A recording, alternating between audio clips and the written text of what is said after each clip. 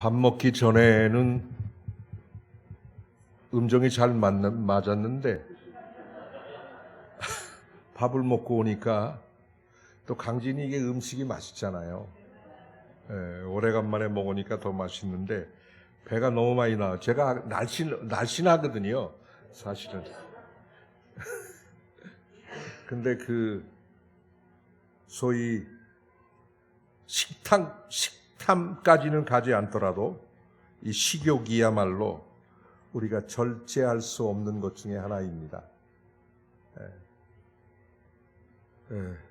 여러분 모두에게 하나님의 은혜가 함께 하시기를 바랍니다. 오래간만에는 아니고 우리 박 목사님이 여기 취임하실 때 그때 제가 와서 기도 순서를 맡았고 짬짬이 뵙기는 했죠. 그래도 이렇게 강단에 서기는 여러분들에게 말씀을 증거하기는 20년이나 된 것 같습니다. 세월이 참 빨리 흘러갔습니다. 우리 조그맣던 꼬마들이 이렇게 저보다 더 커졌고 저는 많이 늙었죠. 우리 박 목사님이 은퇴하신 뒤 2년 뒤에 저도 은퇴입니다. 세월이 이렇게 빨리 흘러가 버리고 말았습니다. 저는 안산에서 목회를 하다가 2006년부터 5년 동안 11년 동안 필리핀에 가서 있었습니다. 왜냐하면 2000년부터 여기 있을 때부터 필리핀에서 필리핀 목사님들을 강의하는 일을 하다가 한양대 문화인류학과 박사과정을 공부하고 논문 쓰러 필리핀에 갈 겸 강의도 할 겸 가서 있었습니다. 5년 동안. 2011년도에 짐 싸갖고 필리핀 완전히 들어가려다가 저쪽 신안군에 있는 전장포 교회에 잡혀갔죠. 왔으면 좋겠다. 형님이 이 교회에 왔으면 좋겠다 얘기를 듣고 나는 안 간다. 나는 목회를 안 하겠다. 라고 해서 있다가 결국은 기도에 응답받고 가서 벌써 세월이 빨리 흘러갔습니다. 지금도 필리핀 사역을 하고 있습니다. 한 가지 여러분들에게 감사를 드리고 싶은 것은 제가 아팠을 때 여러분들께서 부조를 보내주셔가지고 너무 감사를 드립니다. 이 자리를 빌어서 여러분들에게 고맙다는 말씀을 드립니다. 얼마 전에 서울에 가서 설교하는데 그 목사님이 저한테 물어보더라고요. 목사님 지방에서 아픈 사람이 누구 있습니까? 우리 지방에 서울 서지방에 100여 개 교회가 되는데 60 전후가 되면서 아프신 목사님들이 많이 있다고 그러길래 우리 교회에서 제일 아픈 사람은 접니다 그랬어요. 왜 제가 제일 아플까요? 제가 2018년도 3월 30일 날 심장 수술을 했습니다. 스텐스가 아닙니다. 스텐스가 아니고 가슴을 활짝 열고 심장을 꺼내서 판막을 갈고 다시 기계 판막을 심고 그리고 다시 심장을 뛰게 하는 수술을 받았습니다. 7시간 수술을 받고 3일 동안 중환자실에 있다가 수술한 지 8주 만에 보통 외과 수술 말고 일반 수술 그렇게 길게 입원하질 않아요. 제가 입원해 있어 보니까 저보다 늦게 입원한 사람도 먼저 나가더라고요. 8주 동안 있었습니다. 심장을 스텐스 말고 열어서 심장에 기계 판막을 넣거나 이렇게 할 때는 혹은 관상동맥 그런 여러 가지 수술을 할 때는 이게 특히 이 심장을 멈추고 해요. 이렇게 펄떡펄떡 뛰는 걸 어떻게 수술합니까? 그러면 피가 안 돌면 내가 죽잖아요. 그러니까 심폐기라고 하는 것을 돌려서 수술을 해요. 피를 돌려줘야 돼 계속. 그러니까 심장에서 바이패스를 하는 거죠. 옆으로 기를 내서 해주고 그리고 판막을 다 갖고 꼬맨 다음에 이 겉으로 이렇게 전기 충격하듯 주걱만한 걸로 심장에 자극을 줘서 심장이 뛰면 살고 심장이 안 뛰면 지하 영안실로 내려가야 돼요. 영안실로. 아주 깊은 데로 내려가야 돼요. 근데 살아났어요. 주님의 은혜로. 또 여러분들의 기도 덕분에 감사를 드립니다. 살아있으니까 만나죠. 여러분, 피차 서로 오래 만나려면 오랫동안 살아있어야 됩니다. 여러분들이 오랫동안 건강하시기를 주님의 이름으로 축복합니다. 제가 얼마 전에 목사 합창단에 들어갔어요. 우리 동기 목사가 2명 있어서 우리 박 목사님도 목사 합창단을 하셨어요. 저분이 원래 노래 잘하시는데 제가 알토 했는데 제가 원래가 베이스인데 이게 제가 잘 못 받쳐드려서 그런데 어쨌든 저도 노래를 좋아하는데 맨 처음에 몇 개월 전에 목사 합창단 가서 노래를 하는데 숨이 차요. 그렇잖아요. 숨이 차죠. 심장이 수술하기 전에는 그래도 뭐 나이를 먹었으니까 90% 이상 이렇게 포텐션을 가지고 이렇게 움직였지만 지금은 그런 게 안 나오니까 제가 뛰지를 못합니다. 그래도 김금천 장로님하고 저하고 공수부대 시절을 풍미했던 공수 동지인데 저도 목사 중에서 낙하산을 꽤 많이 탄 사람 중에 하나인데 그죠? 장로님? 예, 제가 뭐 공수부대 있을 때는 아침에 똑같이 구보하고 뭐 운동하고 다 했는데 이게 아니더라고요. 심장 수술하고 나니까 이게 아니더라고. 의사가 하는 얘기가 목사님 8차선 도로가 4차선 도로가 된 거예요. 에? 이게 기능이 제가 느끼죠. 심장에 과부하가 걸린다는 걸 어떤 때가 느낄 때가 있어요. 그래서 기억이 났던 기절이 오늘 시원 찬양단 헌신 예배인데 호흡이 있는 자들은 하나님을 찬양하라. 그래가지고 우리 딸아이한테 물어봤어요. 호흡이 짧아서 노래를 잘 못하겠다. 그러니까 우리 딸아이가 원래 피아노 전공인데 가르쳐주더라. 아빠, 호흡을 아끼라는 거지. 호흡을 아껴서 하라. 숨이 차니까 호흡을 아끼라. 그 호흡을 끊어서 길게 내는 훈련들을 그런 연습을 가수는 한다라고 얘기를 하더라고요. 아, 그렇구나. 호흡을 조금씩 내면서 이렇게. 근데 이제 오래간만에 합창을 하니까 너무 신이 나서 제가 막 토해냈던 거죠. 성경은 이렇게 말합니다. 호흡이 있는 자는 하나님을 찬양하라. 호흡이 없으면 찬양할 수 없어요. 감기만 걸려도 찬송하기가 힘이 듭니다. 몸이 아프기만 해도 찬송하는 게 힘이 들어요. 그러나 이 호흡이 있는 사람은 하나님을 찬양하라. 저는 그 말씀이 마음에 와서 닿습니다. 찬양처럼 좋은 게 없습니다. 찬양은 즐거운 일입니다. 여러분, 목숨이 붙어 있는 한 찬송을 열심히 하십시오. 하나님은 우리로 하여금 어마무시한 일을 하라고 말씀하고 있지 않아요. 그냥 기도하고 찬송하고 그냥 즐거워하고 기뻐하고 사랑하고 그 소소한 일들을 해나가면서 우리가 행복한 인생을 소소한 곳에서 오는 행복함을 느낄 수 있어야 됩니다. 사실 저는 수술한 뒤에 하나님께서 또 한 번의 기회를 주신 거예요. 세컨드 찬스를 주신 거예요. 2번째 기회를. 그때 돌아가셨으면 우리 집사람은 어떻게 됐겠어요?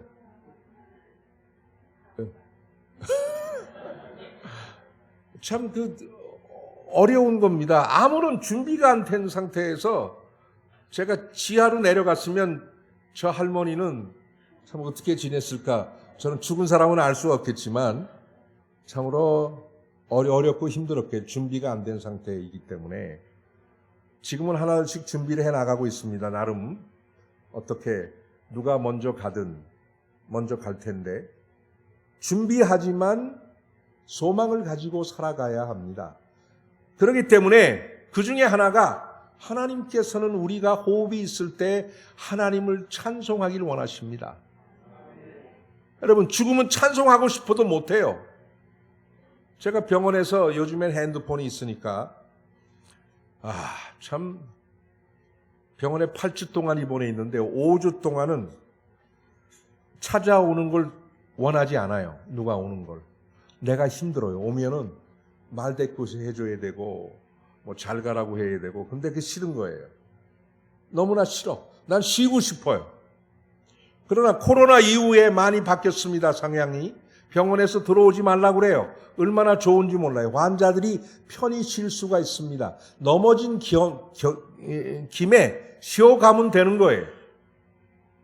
목사님 안 온다고 섭섭해하지 마십시오. 기다리면 봉투 갖고 오실 것입니다. 저희 교회는 퇴원하고 오면 줘요. 코로나 이후에 기도해주고. 그래서 제가 병원에 수술하러 가기 전에 기도받고 가지요. 만약에 못 받고 가면 병 낫고 심심하면 전화하시오. 네? 얼마나 우리는 어떻게 쉴 줄을 몰라요. 바쁘기만 하지 일에 쳐서 살아가는 우리들의 삶 가운데 쉼을 누릴 수 있는 사람이 행복한 사람인 줄로 믿습니다. 쉴 줄 알아야 돼요.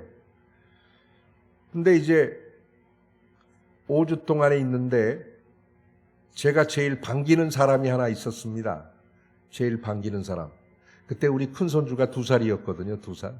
걔는 반가워. 걔가 오면 힘이 나. 그죠? 네, 그 얘기를 하니까 어떤 목사님이 할아버지 얼굴이 보인대. 우리 할머니 할아버지는 누구나 다 손주 새끼가 오면 힘이 나. 그렇죠? 공감하시는 분들은 아멘 하십시오. 그 인역 새끼하고 자식의 새끼하고는 그 느낌이 다르잖아요.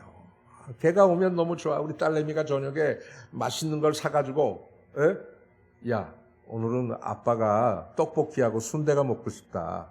병원 밥이 밍밍하잖아요. 그거를 여러분 3주도 아니고 5주, 8주까지 먹었으니 얼마나 그렇게 힘들어요. 그러면 이제 손주 데리고 옵니다. 힘이 납니다. 이제 그런데 그건 딴 얘기고, 병원에 누워 있으면서 요즘에 핸드폰이 얼마나 좋은, 운전하면서도 핸드폰에 뭐 듣고 싶은 거 다 들을 수가 있습니다. 연결하면. 그죠? 찬송가를 듣는 거예요. 찬송가. 이 찬송가를 들으면서 얼마나 눈물을 흘렸는지 몰라요. 복음성가든 찬송가 들으면서 주는 나의 치료자부터 시작해 제가 좋아하는 복음성가를 들으면서 그 눈물을 많이 흘렸어요. 눈물을. 여러분, 우리가 아픔이라고 하는 것은 하나님을 만날 수 있게 하는 도구이기도 합니다. 고난은 내게 유익이라. 고난까지 안 가더라도 여러분, 고난은 그런 병보다 더 힘든 게 고난이에요. 고난은 진짜로 힘든 거예요. 그거는 쉬운 일이 결코 아닙니다. 제가 오늘 말씀을 찬양과 관계된 얘기를 이렇게 정리를 하고 제 그동안 살아왔던 여정을 간단히 말씀을 여러분들에게 드리고 고맙다는 말씀도 동시에 드립니다. 오늘 착하지만 단호하게 살아. 여러분, 사람의 성품에는 부드럽고 선한 힘을 지닌 면이 있습니다. 그것이 선량함입니다. 착함입니다. 선량함은 일종의 양심이자 지극히 도덕적인 본성입니다. 사람들은 그렇게 얘기할 거예요. 요즘 같은 세상에 무슨 착한 게 소용이 있어. 여러분, 선량함이 나빠서가 아니라 이런 과도한 경쟁 사회 속에서 선량함을 대하는 방식이 잘못되어 있습니다. 그러기에 선량함에는 반드시 가시가 있어야 돼요. 남을 속상하게 하는 가시가 아닙니다. 예를 들자면 선인장에 뭐가 있습니까? 가시가 있죠. 그거는 공격하기 위한 겁니까? 아니면 자기를 방어하기 위한 겁니까? 밤송이에 바늘이 있죠. 공격하기 위한 것이 아니라 자기를 방어하기 위한 것이라는 거죠. 여러분, 그런데 우리에게는 질 낮은 선량함이 있습니다. 예를 들자면 교회 나오면 어린 초신자에게 자신의 신앙 방식을 강요하는 사람들이 있어요. 그거 강요하지 마십시오. 목사님의 목회 방침과 설교에 따라서 그들을 키워나가면 돼요. 우리는 우리 자신의 도덕적인 잣대로 남에게 강요해요. 우리는 예수님을 믿기에 성경이 우리의 삶의 기준입니다. 그러나 안 믿는 사람에게는 성경이 기준이 아닙니다. 다른 사람에게도 말도 안 되는 설교를 늘어놓는 사람, 예수 믿고 천국 가야 돼, 예수 믿는 나라는 잘 살고 예수 안 믿는 나라는 못 살아. 제가 지금 막 한 얘기는 틀린 얘기입니다. 예수 믿는 사람이면 누구나 다 잘 살아야 되는데 그렇지 않거든요. 예수님을 안 믿는 사람이면 다 못 살아야 되는데 그렇지 않거든요. 이런 것들, 소위 다른 사람들에게 꼰대 노릇을 하는 사람들도 선량하지 못한 질 낮은 것입니다.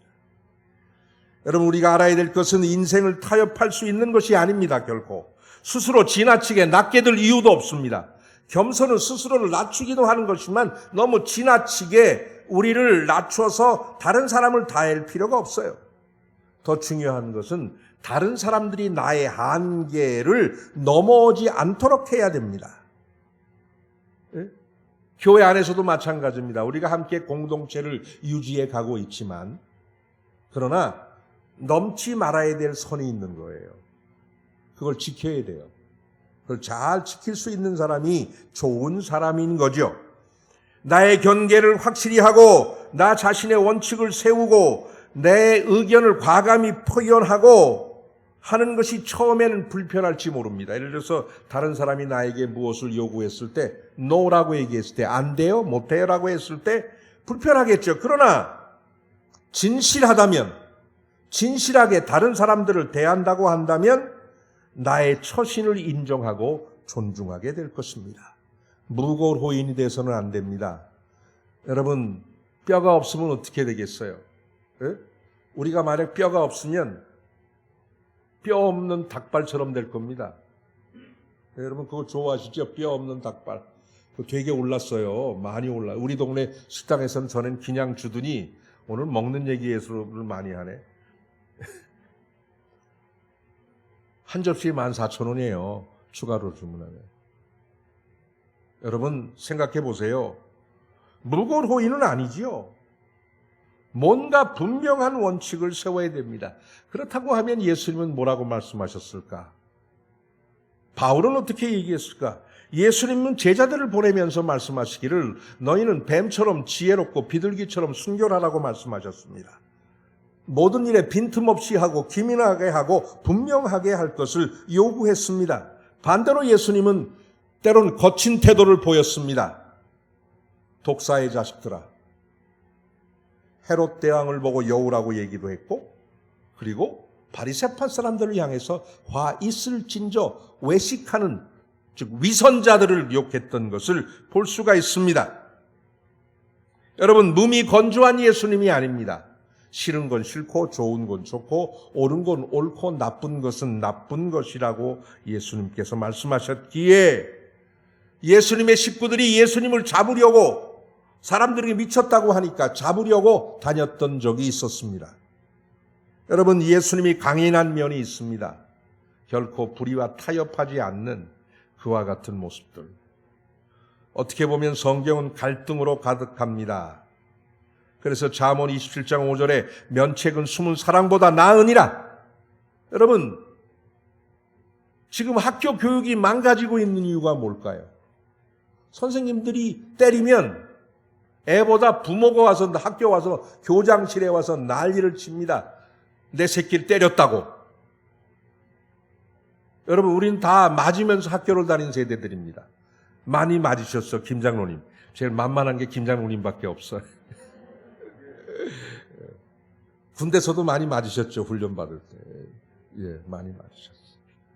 요즘 군대도 때렸다 큰나죠. 근데 군인은 전쟁을 준비하는 데잖아요. 안 그래요? 여기 소령 출신 장로님들 계신다고 얘기 들었는데. 군대는 전쟁을 전쟁은 쉬운 게 아니에요, 결코.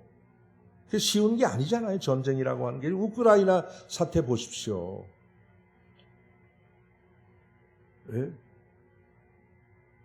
우린 영적 전쟁을 하는 사람입니다.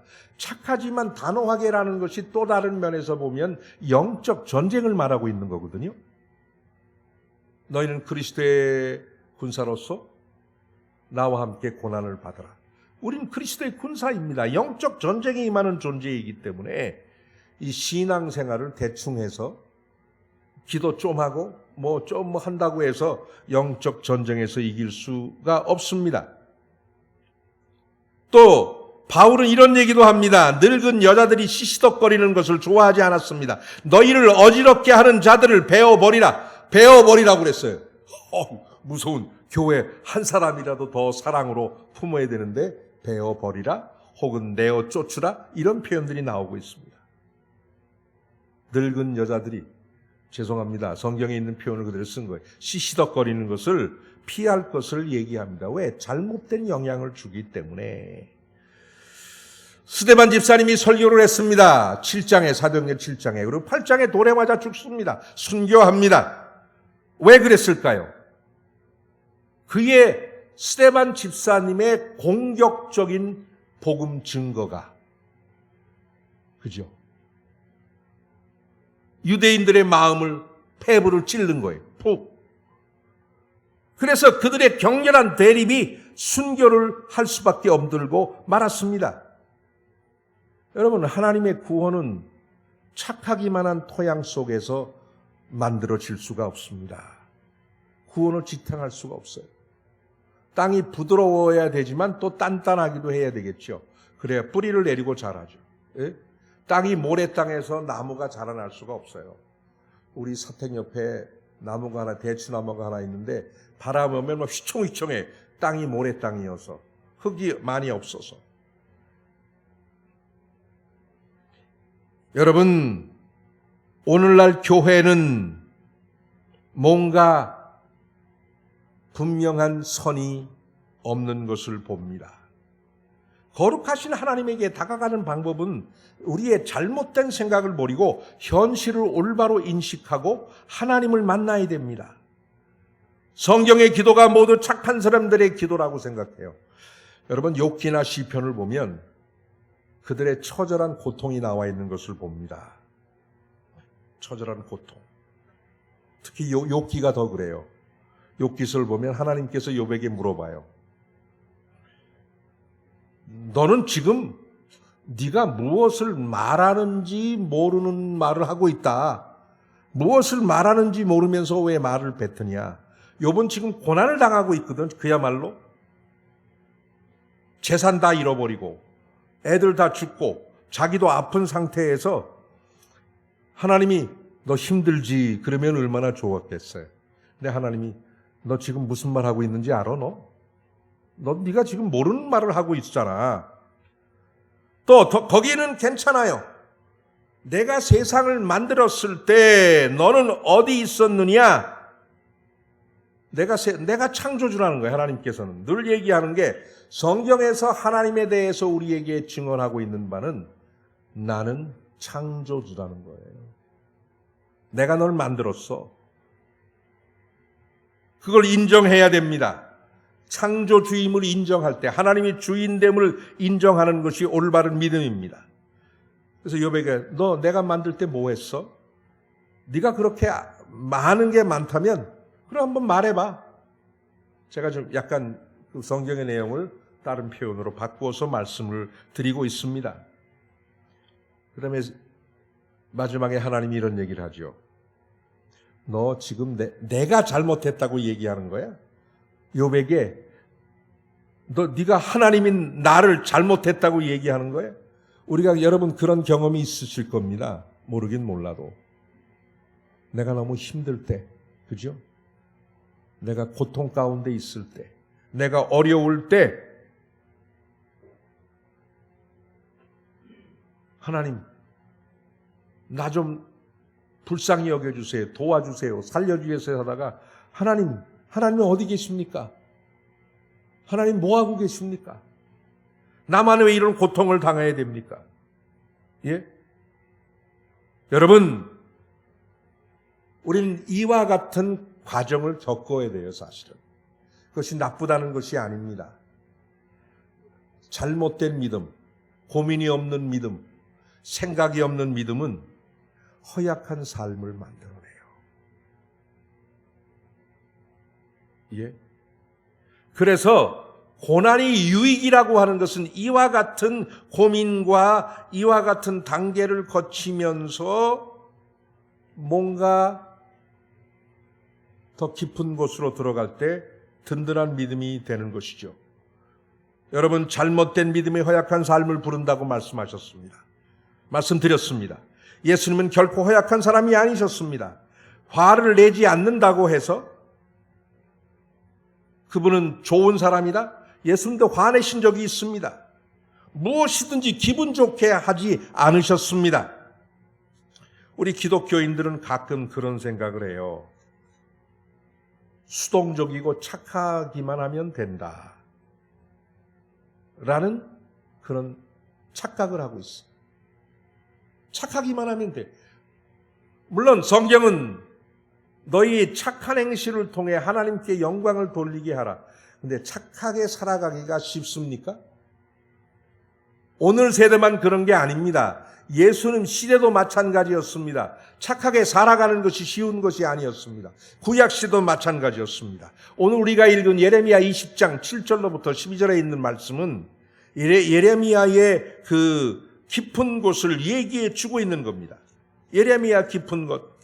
먼저 7절은 이런 얘기예요. 여호와의 주께서 저를 속이셔서 제가 속았습니다. 제가 다른 번역의 성경을 읽고 있습니다. 하나님이 나를 속이셔서 제가 예언자가 됐습니다. 주님께서 저보다 강해서 저를 이기셨습니다. 제가 온종일 조롱거리가 됐으니 모두가 저를 조롱합니다. 여러분, 예레미야 선지자가 누굽니까? 이제 이스라엘이 이제 서서히 멸망으로 나락으로 내려갈 때, 그때 예루살렘의 멸망을 예언했던 예언자입니다. 눈물의 예언자라고 그래요. 눈물의 예언자. 여러분, 예언자라고 하면 폼이 나지 않아요? 그죠? 절대 그렇지가 않아요. 예언자라고 하는 게 어떤 예언자든지 간에 이사야든 예레미야든 다니엘이든 호세아든 아모스든 호세아든 요나든 미가엘이든 미가든 하박국이든 이런 예언자들은 모두가 다 피를 토하는 메시지를 증거하고 있습니다. 피를 토하는 메시지. 예언자라고 하는 말은 점쟁이가 아닙니다. 예? 예언자는 하나님의 말씀을 대언하는 사람이에요. 대신 전하는 사람들인데, 이 예레미야가 원망하는 내용입니다. 오늘 본문의 얘기는 하나님을 원망하는 얘기예요. 하나님이 나를 속이셨다. 내가 하나님께 속았어요. 예언자 하기 싫은데. 저도 예언자 안 할랍니다. 예언자의 본질이 뭔지 아니까. 예언자의 본질이 뭔지 아니까. 예? 예언자를 하려다가 도망간 예언자가 있죠. 누구예요? 도망간 예언자? 자, 이름 두 글자? 요나. 그렇죠. 요나죠. 요나가 도망갔어요. 타시스로. 전 필리핀으로 도망갔어요. 웃을 일이 아닙니다. 저도 고민을 많이 했습니다. 고민하고 생각하고. 그래서 팀 켈러라고 하는 그 목사님은 돌아온 탕자를 영어로 프로디걸 선이라고 그래요. 프로디걸. 탕자. 프로디걸 선. 근데 프로디걸 프로펫. 탕자 예언자라는 책을 썼어요. 요나에 관한 책을. 그렇죠. 하나님의 말씀을 거역하고 도망갔으니까 탕자나 마찬가지지요. 탕자 예언자죠. 그렇지 않습니까? 예? 하나님께 속았다는 거예요. 예레미야의 얘기는. 그러면서 10절에 많은 사람들이 수군거리는 소리를 내가 듣습니다. 사방에 공포가 있습니다. 그를 고발하라. 우리도 고발하도록 하자. 예레미야를 잡아먹으려고 아주 이스라엘 사람들이 예루살렘 사람들이 작정하고 나중에 톱으로 썰어 죽입니다. 예레미야를. 예레미야의 말대로 됐죠. 예레미야가 죽은 후에. 하나님의 말씀은 이루어집니다. 하나님의 말씀은 반드시 성취가 됩니다. 자, 11절에 보면 그러나 여호와께서는 힘산 용세로서 나와 함께 하십니다. 나를 핍박하는 사람들이 넘어지고 나를 압도하지 못할 것입니다. 라고 얘기합니다. 여러분, 우리가 하나님의 편에 서 있다고 하면 문제될 것이 없어요. 할렐루야. 우리는 하나님께서 내 편이 되길 원하잖아요. 네? 하나님께서 내 편이었으면 좋겠다. 그러면 우리는 하나님의 편입니까? 우리는 하나님의 말씀대로, 하나님의 생각대로, 하나님이 정해준 길을 따라 살아갑니까? 네? 그들이 성공하지 못하기 때문에 그게 수치를 당할 것입니다. 예언대로 예루살렘을 멸망했어요. 여러분, 이 전쟁의 역사를 보면 이 이스라엘 땅에 물론 모든 전쟁이 다 처참하고 비참합니다. 모든 전쟁이. 지금 우크라이나의 전쟁도 마찬가지예요. 이 한반도에서 일어났던 6.25 전쟁도 마찬가지예요. 전쟁이라고 하는 것은 그야말로 힘든 것 중에 하나입니다. 사람이 사람을 죽인다? 이것처럼 비극적인 일이 없습니다. 예루살렘이 멸망당할 때 서기 70년, 그 이전에도 몇 차례 전쟁이 있었지만 예루살렘이 로마 군대에 의해서 디도 장군이 이끄는 로마 9군단, 7군단, 이 3개 군단이 와서 예루살렘을 에워싸고 버리는 전쟁 가운데 많은 사람들은 예루살렘을 빠져나갑니다. 옛날 고대 전쟁은요, 옛날의 전쟁은 성을 에워싸요. 그래서 말려 죽이는 거죠. 고사작전이라고 그러죠, 그거를. 먹을 것도 없고 물도 없고 식량도 없게 만들어가지고 그렇게 죽이는 거예요. 더 힘들죠. 그 최악의 경우는 뭡니까? 뭘 먹어요? 인육을 먹는 거죠. 사람 고기를 먹는 거예요. 그래서 전쟁을 하지 말아야 돼요. 지금 미국하고 소련하고 미쳤어요. 진짜. 이거 아니죠. 우크라이나 전쟁. 당장 끝내야죠.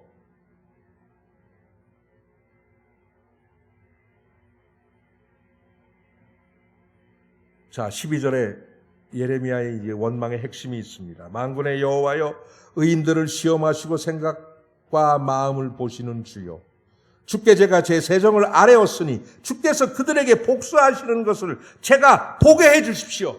예레미야는 못 봅니다. 그것을. 자기는 죽음을 당하고. 사랑하는 여러분, 우리에게는 내적 갈등이 있습니다. 선지자의 엄중한 꾸중과 임박한 심판에 대한 예언의 말씀을 들어야 됩니다. 여러분 생각해 보십시다. 우리가 아까도 말씀드린 것처럼 우린 착한 사람이 되어야 됩니다. 그러나 아닌 것은 아닙니다. 긴 것은 기고. 그게 올거둠이죠. 우리가 거기에서의 좀 연약함이 있어요. 선을 잘 긋지 못해요. 제가 필리핀 목사님들 1년에 150명을 가르칩니다. 돈 받고 하는 게 아니라 돈 주고 하는 거예요.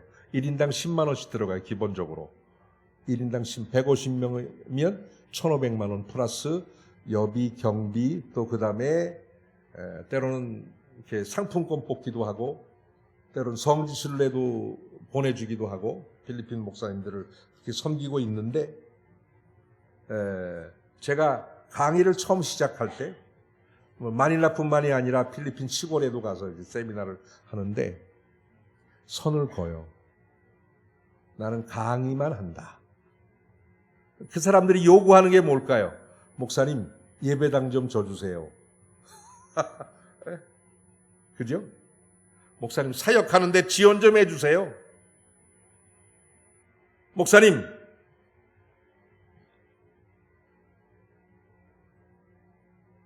뭐 좀 해주세요. 앰프 좀 사주세요. 교회에 필요한데. 이렇게 얘기하죠. 물론 가끔 제부 복귀해서 프로젝터도 뭐 매년 한두 대씩 주기도 했지만 선을 그어요. 분명하게. 여기 넘어오지 마십시오.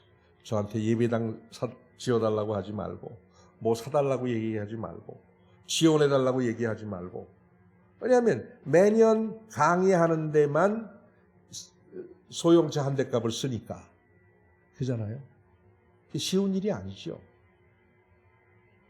우린 그 점에 있어서의 약한 점이 있습니다. 무고로인이 아니라 명확한 사람, 분명한 사람, 아닌 것은 아니고 맞는 것은 맞는 것이고, 그런 삶의 방법이 익숙해져야 됩니다. 어떻게 보면 예레미야는 참 비극적인 인생을 살았다고 보지만 그는 그에게 주어진 사명을 다 감당한 사람이었습니다. 그야말로 죽도록 충성한 사람이었습니다. 죽음을 각오를 하고 죽음을 통해서 그의 사명을 이룬 사람이었습니다. 여러분, 착한 사람이 되십시오. 좋은 사람이 되십시오. 그러나 단호하게 대처하는 여러분 되시길 원합니다. 그것이 우리 모두의 평안을 위해서, 우리 모두의 질서를 위해서 필요한 신앙적 태도라고 믿기에 여러분들에게 이 말씀을 드렸습니다. 기도합니다. 아버지 하나님, 우리가 그동안 어떻게 살아왔습니까? 그저 좋은 사람만 되면 다 된다고 생각했습니다. 그러나 우리가 하나님의 말씀을 비추어 볼 때 옳은 것은 옳고 틀린 것은 틀린데 분명하게 잘 모든 것들을 정리해 나갈 수 있도록 인도하여 주시옵소서. 특별히 오늘 헌신 예배를 드린 시원 찬양대 우리 모든 식구들을 복 주시고 저들의 입술을 주장하셔서 저들이 드리는 찬양이 하나님께서 받으실 만한 것이 되게 하시고 우리 모두에게는 은혜가 되게 하여 주시옵소서. 우리 아름다운 교회가 더 많이 아름다운 교회가 되게 하여 주시옵소서. 목사님을 중심으로 해서 하나 되고 헌신하고 충성하고 봉사하는 모든 식구들에게 하늘의 문을 여시고 복을 부어 주시옵소서. 예수님의 이름으로 기도하옵나이다. 아멘.